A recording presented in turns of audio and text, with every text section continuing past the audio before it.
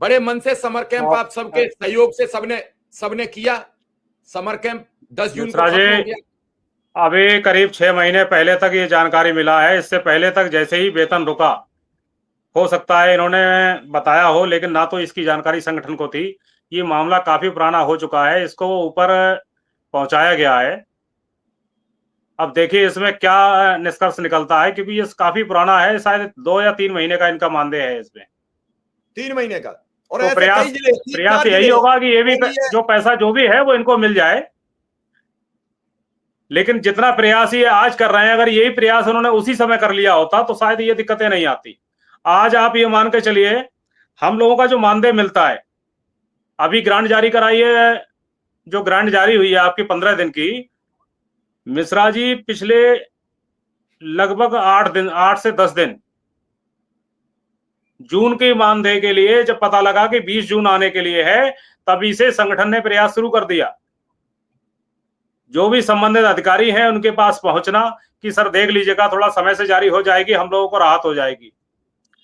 तो जब प्रयास किया जाता है तो उस प्रयास को करते करते आप समझिए कि ये जो जारी होने का 7 से 8 तारीख हो गई, कौशल जी, तब ये ग्रांट जारी हो पाई है।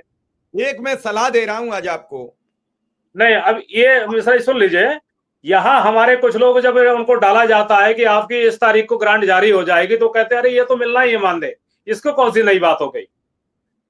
अगर यही ढील अगर डाल दी जाए तो जो हमारे फर्रुखाबाद वाले कह रहे हैं, ये पूरे प्रदेश के लोग चिल्लाना शुरू कर देंगे। जब भी जैसे ही 20 तारीख होती है प्रत्येक महीने की, संगठन प्रयास शुरू कर देता है कि हमारे इसमें बहुत अगर लेट हो जाए तो अगले महीने की 10 तारीख तक ग्रांट जारी होकर पैसा हम लोगों को मिल जाए। तो जो आज इन्होंने कहा है, ये अगर पहले किया होता शायद इतनी दिक्कतें नहीं होती। और दूसरा रही बात, अभी आपने जो जिक्र किया वही हम भी आपसे कह रहे हैं कि शिक्षा मित्र या अनुदेशक, यदि इन्होंने कुछ नहीं किया, ये कुछ नहीं जानते हैं, तो अभी समर कैंप इस चीज का प्रूव है।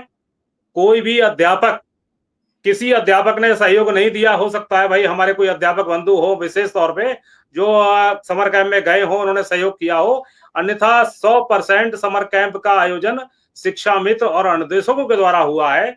जिन विद्यालयों में मात्र 2 या 3 बच्चे आना शुरू कर दिए थे छुट्टी होने से पूर्व में, उन विद्यालयों में 40-40, 50-50 बच्चों को सिर्फ अनुदेशक शिक्षा मित्रों ने समर कैंप में अपनी जो भी व्यवस्था थी, जो उनको मिली थी, कुछ ऐसा आर्थिक व्यवस्था जो की गई थी उनके सामान के लिए, वो भी उनको नहीं मिल पाया, लेकिन फिर भी उन्होंने समर कैंप चलाया है और समर कैंप सफल रहा है, जिसको लेकर सरकार और हमारे संबंधित अधिकारी आज भी धन्यवाद दे रहे हैं कि आप लोगों ने वाकई मेहनत करके इसको चलाया है। तो शिक्षा मित्र और अनुदेशकों में तो योग्यता आज भी है, आप उन पे भरोसा तो करिए।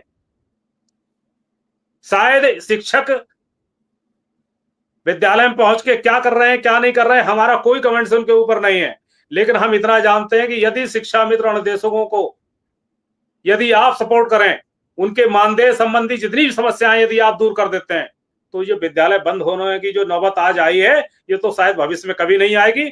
आप 50 बच्चों का जो आपने रेशो दिया है कि 50 बच्चे, ये स्थितियां पैदा नहीं होंगी। किसी भी विद्यालय के किसी शिक्षक के लिए कोर्ट जाने की आवश्यकता नहीं पड़ेगी। कौशल जी एक बार मौका देके देखिए। लेकिन वही है, यदि आप भरोसा करें तो ढंग से करिए। यदि आप उन लोगों के नीचे आप उनको कर देंगे, आखिर हमारे पास 20 साल 21 साल या लगभग 25 साल तक का अनुभव हमारे पास में है, उस अनुभव का यदि आप उपयोग करना चाहते हैं तो कर लीजिए। और उन लोगों के नीचे कार्य करने को अगर दे देंगे जिनको मात्र साल 2 साल या 3 साल हुए हैं, तो आप जान सकते हैं ऑनलाइन पढ़ाई जैसे होती है, तो ये आप समझिए जैसे बच्चे पढ़ते हैं वो व्यवस्थाएं प्राथमिक शिक्षा में तो लागू नहीं हो पाएंगी। और ना इतने समझदार बच्चे हैं, ना इतना जानकार वहां के गार्जियन से। उनको किस तरह से समझाना है, किस तरह से बच्चों को विद्यालय तक लाना है और विद्यालय में रहकर किस तरह से उनके पढ़ाई की शिक्षा व्यवस्था को हम लोग मैनेज करते हैं, ये तो शिक्षा मित्र और अनुदेशक ही जानते हैं। लोकल हैं सारे, उनके अभिभावक जो समस्या है वो भी हम हमारे पास ही रखते हैं। मैं सब बातों से आपसे सहमत हूं। मैं एक बात कहना चाहता हूं, आपकी बात बड़े बड़े लोगों से होती है, नेताओं से होती है।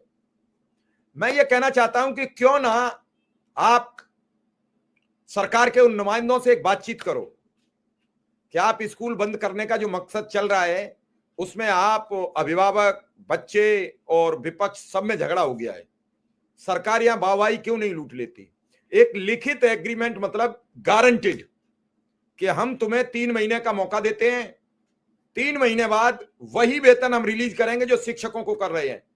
अनुदेशक और शिक्षा मित्रों को हम ये खुली छूट देते हैं कि हमें जो ये विद्यालय बंद हो रहे हैं, 5,000 हैं या 7,000 हैं, ये विद्यालय आपके सुपुर्द किए जा रहे हैं और इनमें छात्र संख्या चाहिए, अच्छी शिक्षा व्यवस्था चाहिए, और अगर हम ये कर देते हैं तो हमें नियमित कर दिया जाए, और नहीं कर पाते हैं तो आप हमें वेतन मत देना।